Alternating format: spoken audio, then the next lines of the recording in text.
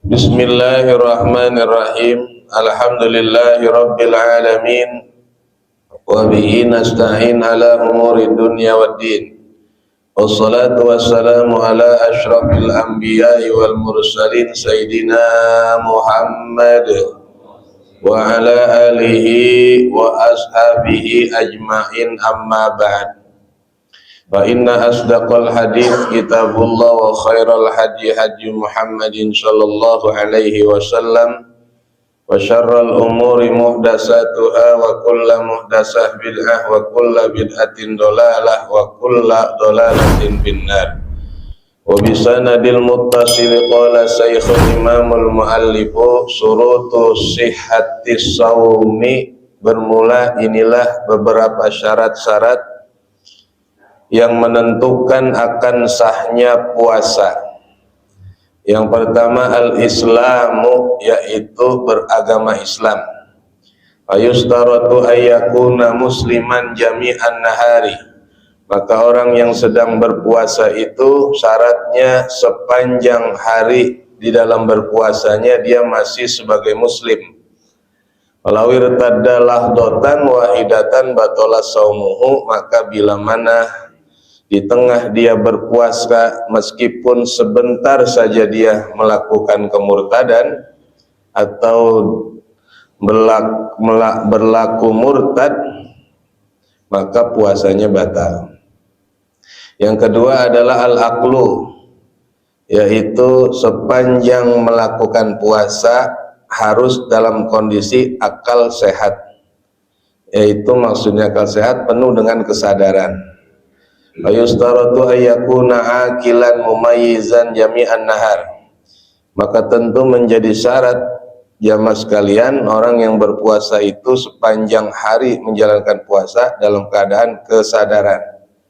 Falau junna walau lahdatan wahidatan batola saumu, namun apabila di tengah dia berpuasa kemudian otaknya akalnya rusak, akalnya terganggu alias kondisi dalam keadaan kegilaan, walaupun sebentar aja ya, walaupun sebentar, batola saumu, maka akan batal puasanya.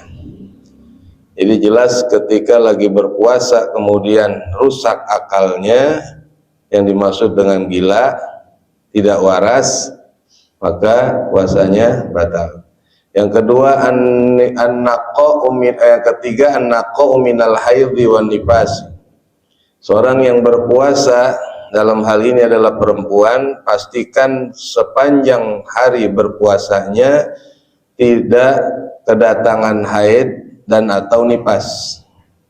Maka disyaratkan seorang perempuan suci dirinya sepanjang menjalankan seharian penuh ibadah puasanya. Maka kalau hadat bi akhiril lahdatin, bila mana ada seorang perempuan sedang berpuasa kemudian di akhir ya menjelang waktu berbuka dia haid, batola saumuha, maka menjadi batal puasanya. Nggak ada urusan Pak, walaupun tinggal 5 menit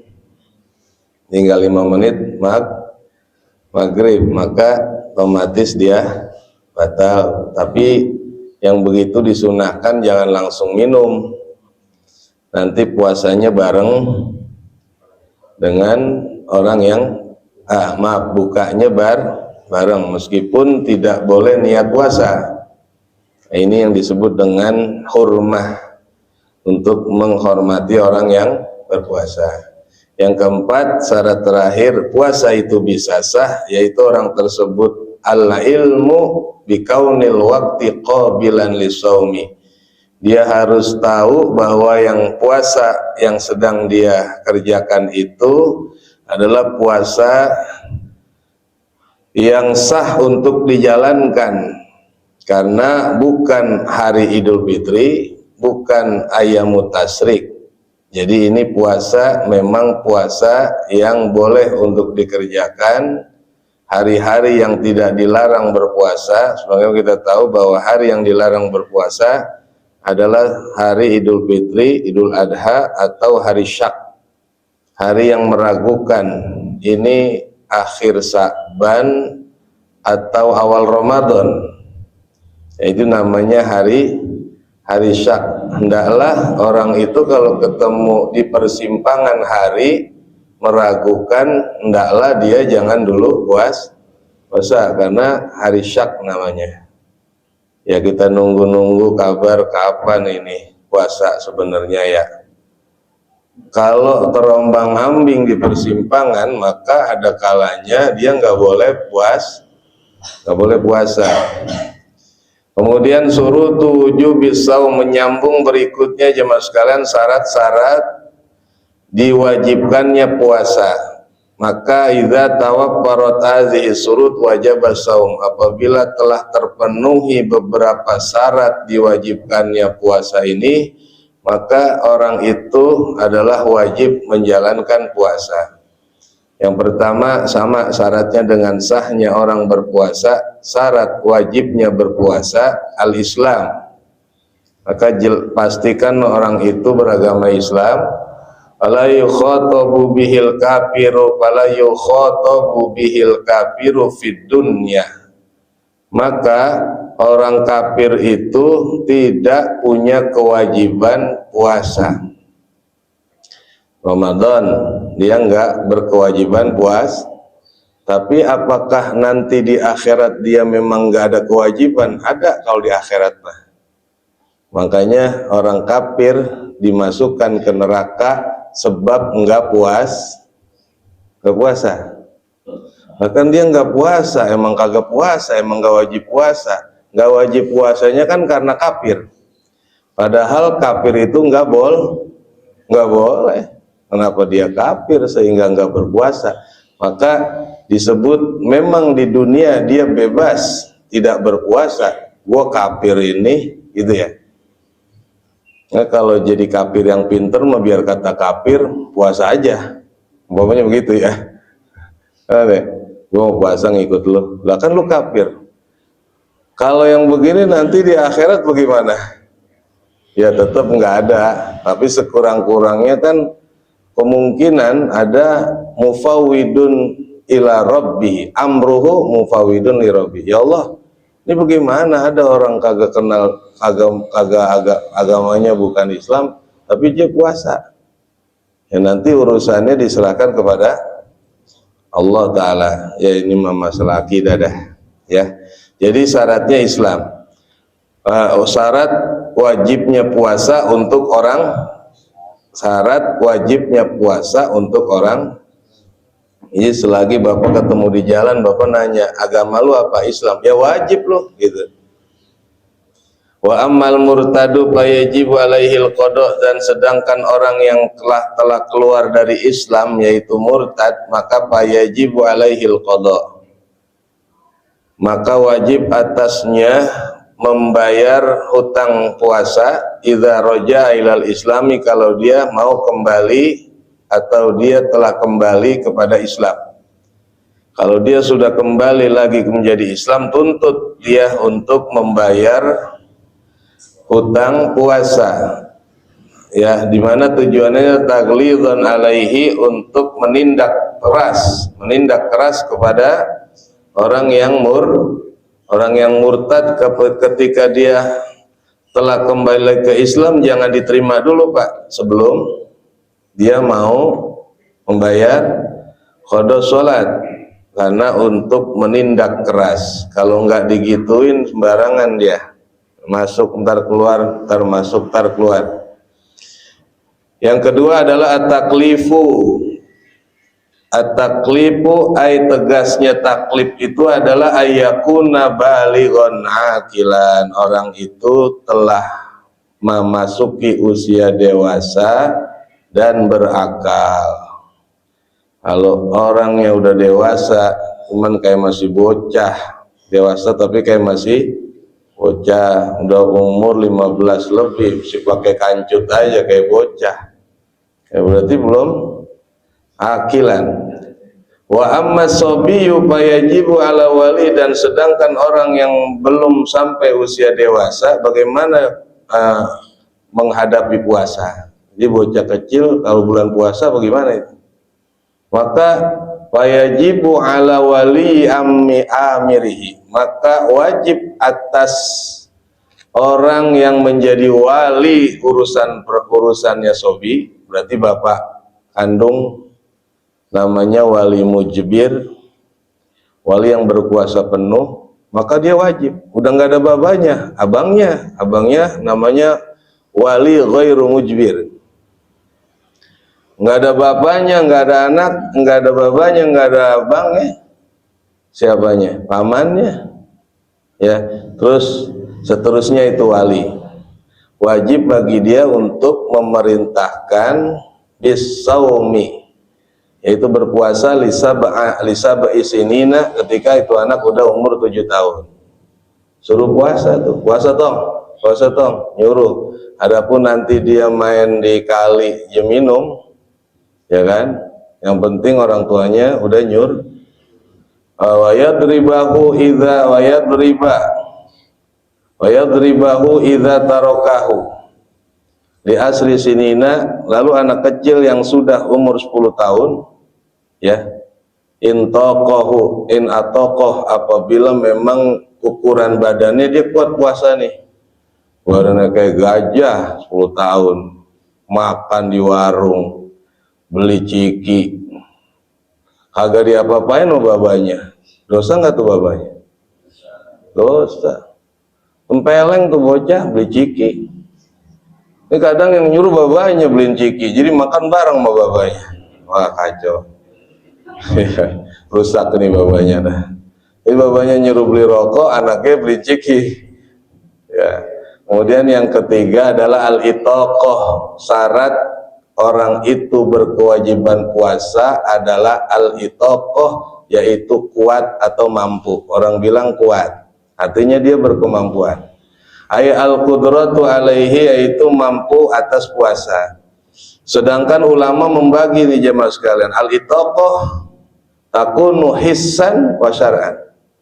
Maka yang disebut orang mampu berpuasa adalah mampu secara secara fisik dia kuat. Maka dalam hal ini fala yajibu ala syekhil haram, maka tidaklah wajib puasa atas orang tua. Syekh itu tua, al haram udah pikun. Jadi orang tua yang sudah pikun kagak wajib. Nah, sebenarnya haram itu bukan berarti mesti pikun, kagak ingat rumah, kagak ingat orang, bukan.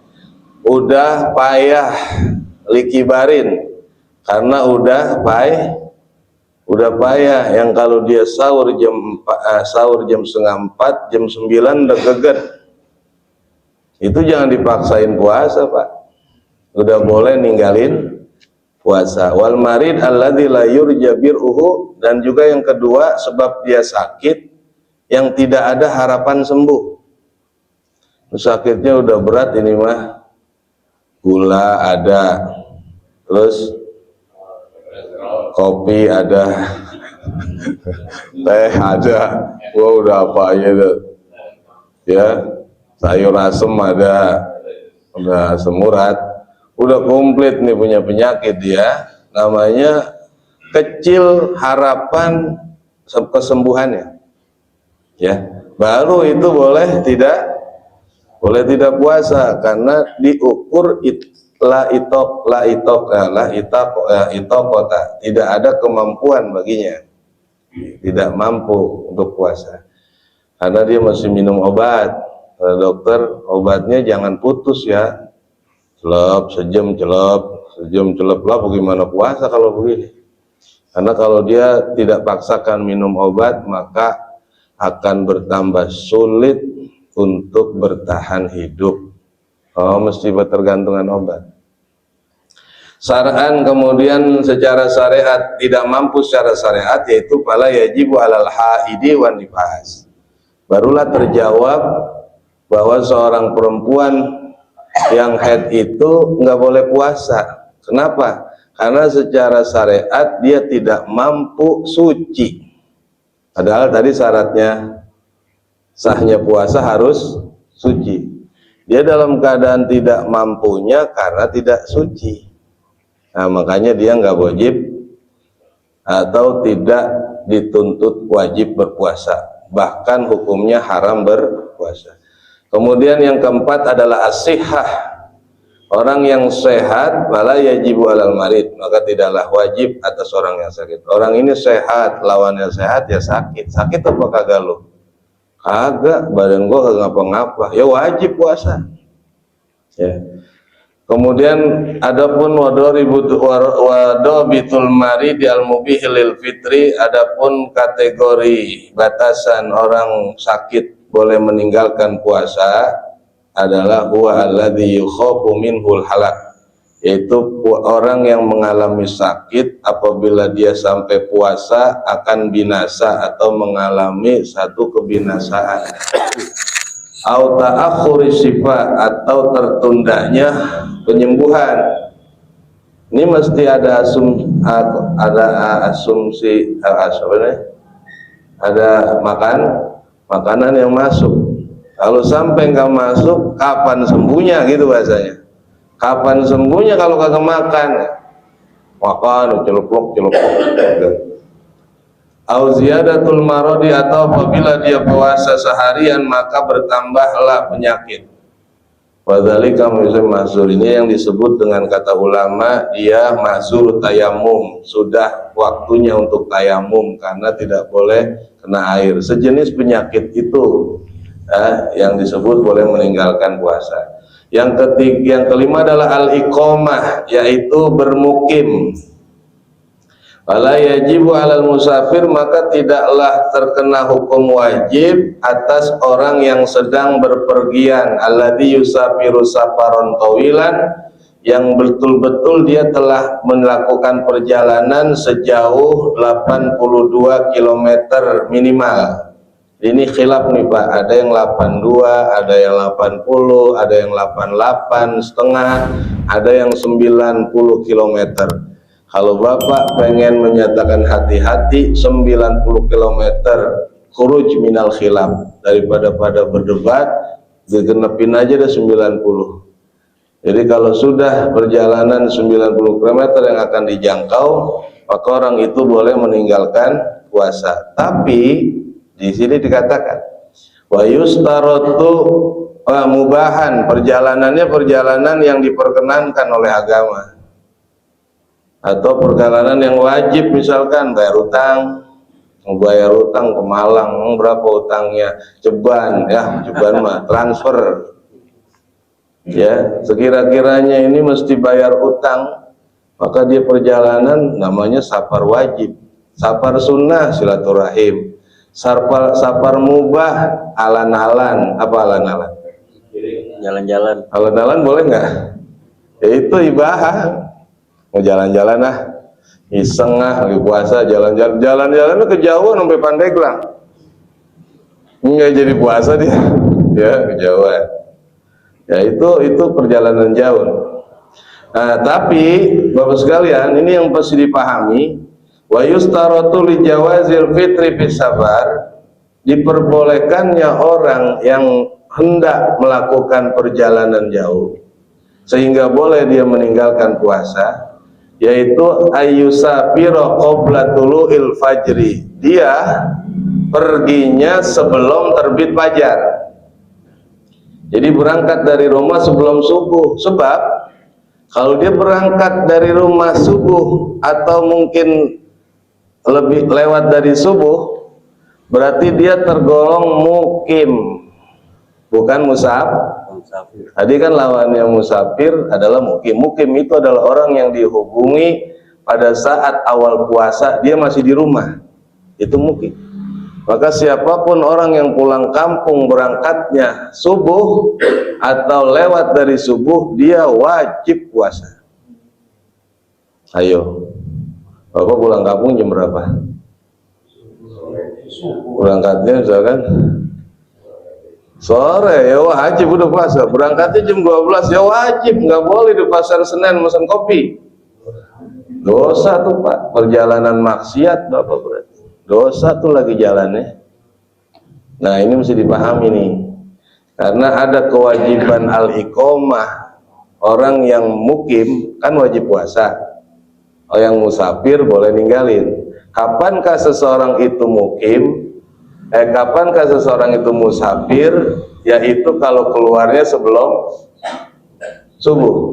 Sebab kalau udah subuh, udah ngepak-ngepak koper dan mesen tiket, tetap aja dihukumi mukim, dihukumi iqomah.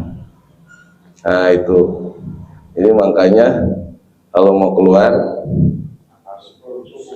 belum subuh dia harus jalan. Wal abdulu as-saumu lil musafir alla yusakku alaih. Sedangkan yang utama, faman tatawwa khairan fahuwa khairul lah wa antasumu khairul lakum in kuntum.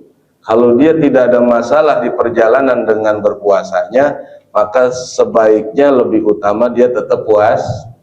Yang bagi yang ninggalin puasa tuh, kalau kan sejarahnya begini Pak, ada rukhsah meninggalkan puasa bagi musafir karena sulit untuk menemukan tempat sahur dan menemukan tempat buka. Ya, berarti dia ibaratnya dari sini ke Pandeglang jalan kaki dulu, baru boleh. Mau sahurnya susah, mau bukanya susah. Sekarang saya tanya, rest area banyak nggak Pak? Banyak. Banyak kan, makan mulu dah. Ternyata orang yang udah perjalanan dia mau berangkat sahur untuk dia besoknya puasa, gampang sekarang nemuin sahur. Begitu dia udah menjelang maghrib, ya dia mau cari tempat buka, gampang sekarang. Maka sebenarnya tidak ada nih, kalau zaman sekarang orang boleh kagak puasa tuh kagak ada di jalanan. Semua wajib puasa. Tapi jangankan dalam perjalanan, orang yang di rumah aja kagak puasa. Gimana urusan manusia ya? Ya luar biasa nih Pak. Inilah yang kita sampaikan perihal mengenai kesadaran diri kita. Siapakah orang-orang yang berkewajiban puasa, siapa yang boleh meninggalkan dan bahkan wajib meninggalkan puasa, yaitu haid dan nifas. Kalau musafir boleh milih apakah dia lanjut puasa, apakah dia tetap puasa atau memilih untuk tidak berpuasa. Tapi aman tatawwa khairan fa huwa khairul lah wa antasumu khairul lakum in kuntum ta'lamun. Nah, padahal puasa itu lebih bagus dalam perjalanan. Satu, karena takutnya nanti susah membayar kodoknya, ya. Tinggalinnya mah gampang, pulang kampung jadi kagak puasa saya. Cuman terbayarnya kapan? Ya beratnya kenapa? Karena di hari-hari yang ditinggalkan fa'iddatun min ayyamin ukhar lebih berat Pak dari puasa Ramadan. Karena puasa Ramadan temennya banyak, lebih gampang puasanya ketimbang nanti Bapak ganti puasa di hari-hari yang ditinggalkan. Puasa bulan Syawal lagi rame-ramenya makan. Maulid puasa, lagi maulid mulu. Puasa bulan haji, lagi pada nikahan. Kapan bisa puasanya? Akhirnya sampai sekarang ada yang belum bayar Bodoh. ya, makanya wantasumu khairul lakum. Ya sudah Pak. Wallahu a'lam bishawab. Al-Fatihah. A'udzubillahi minasyaitonirrajim. Bismillahirrahmanirrahim. Alhamdulillahirabbil alamin. Arrahmanirrahim. Maliki yaumiddin. Iyyaka na'budu wa iyyaka nasta'in. Ihdinas shiratal mustaqim. Shiratal ladzina an'amta 'alaihim ghairil maghdubi 'alaihim waladdallin. Amin amin amin. Wa'fu 'anna ya karim. Ighfir lana ya Allah ya Rahman ya Rahim ya Arhamar Rahimin irhamna ya Arhamar Rahimin irhamna ya Arhamar Rahimin irhamna. Allahumma inna nas'aluka bihaqqil Fatihah wa sirril Fatihah wa mu'jizatil Fatihah wa bihaqqi man qara'al Fatihah wa bihaqqi sa'ilina bil Fatihah. Nas'aluka ya Allah ya man anzalal Fatihah an tabtaha lana bi kulli khair wa an tatafaddala alaina bi kulli khair wa an taj'alana min ahlil ilmi wa ahlil khair. Allahumma aghnina bil ilmi wa zayyina bil hilmi wa akrimna bit taqwa taqwa wa jamilna bil afiyah ya farijal ham ya kashifal gham ya man li abdihi yaghfir wa yarham ya dafi'al bala ya Allah ya dafi'al bala ya Rahman ya dafi'al bala ya Rahim. Da'wahum biha subhanakallahumma tahiyyatuhum biha salam wa akhiru da'wahum alhamdulillahi rabbil alamin. Taqabbalallah.